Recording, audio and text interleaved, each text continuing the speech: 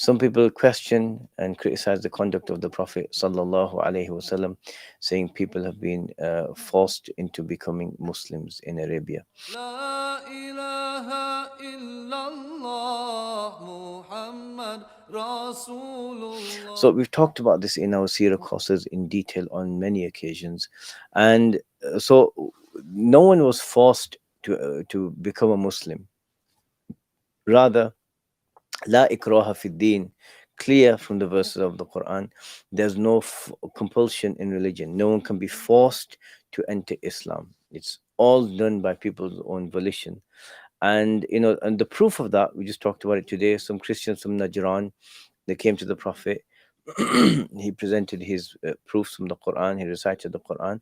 They didn't want it, and eventually he allowed them to stay as Christians. Yes, they paid a certain tax, because they would be under the protection of the Muslim state, but that was what was allowed of them. And if people were forced, then you wouldn't find within the lands of the Muslims, the historical lands of the Muslims, any non-Muslim, because they would be have been forced. So that's not the case. As for keeping the area, a certain area around Mecca and Medina and Arabia, free of non-Muslims, then yes, that did happen. But other people and other religions do that, and no one seems to bat an eyelid. Like the Vatican, right? The Vatican City, it's just for just for Catholics, right? So this is understandable. You also have to understand that you cannot honestly, with academic honesty, you can't honestly judge the seerah of the Prophet sallallahu alaihi wasallam with modern standards.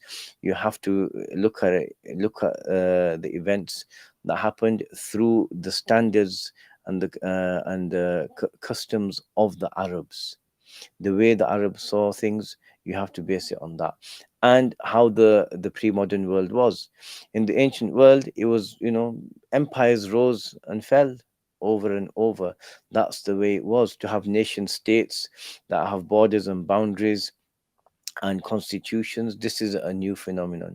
So you can't start criticizing. You're not going to go and criticize Julius Caesar. He invaded all these nation states, right? And he enforced his constitution on them. Why? Because they weren't around there. So you judge them with their own standards.